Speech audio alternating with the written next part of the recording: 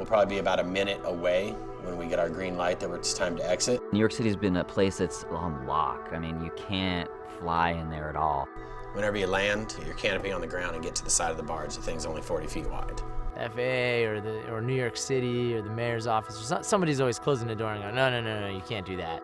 In the event of a water landing, it's very likely it could happen. There is water rescue out there just so everybody knows. This is possible because we've got, the right team behind us right now. Besides that, let's go fly down Manhattan. I mean, we've been friends and been jumping together since the beginning. The 5 of us have known each other for 18 years strong now. We don't need to talk to each other. We do out of a weird social courtesy, but most of the time we're just like, there's this whole silent communication. Being able to communicate without words is really important while you're flying. The team assembled here, it's one, put together because a big group of them are from New York City, but 2, it's amongst some of the best in the world at wingsuit flying. Everybody has to trust everybody. Everyone's gonna have a job on this jump. John's gonna be leading the jump, so we're trusting in him. My focus is gonna be mainly on John during the jump. I'm gonna be looking at him, flying off of him the majority of the time.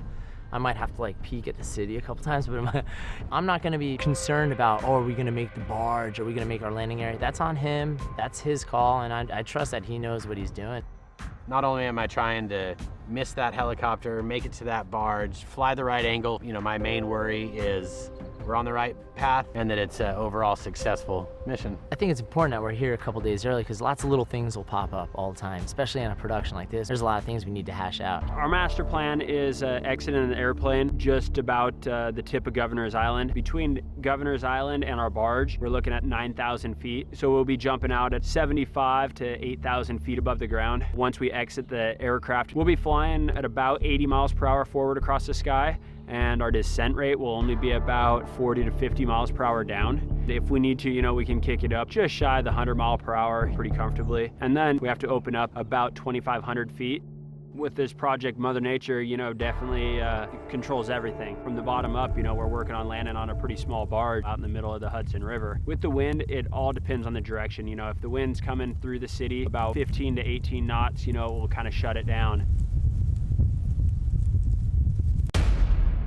It's mandatory that we have a ground crew personnel. Basically, I'm reading the winds, giving them the right wind measurements so that they know how to fly their canopies when they come down here.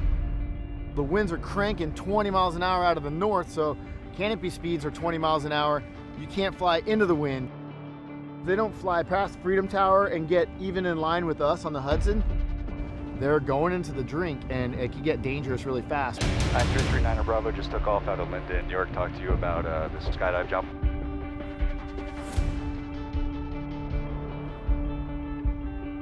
New York, 1 minute to jump run. 1 minute!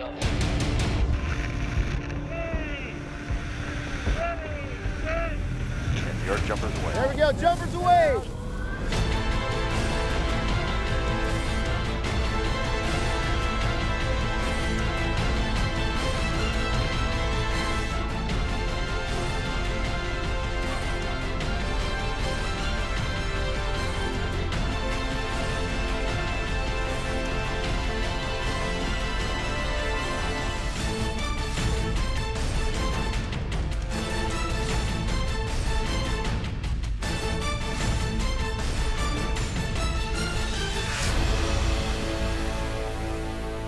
It was just so unreal looking down there. The Freedom Tower coming out, it is so big, and it's just, even though we are, at plenty high altitude, it came out and made me feel like I was base proxy flying. It was just there, just beautiful light on it. Looking around, my teammates are just all sticking it. It just couldn't have gone better.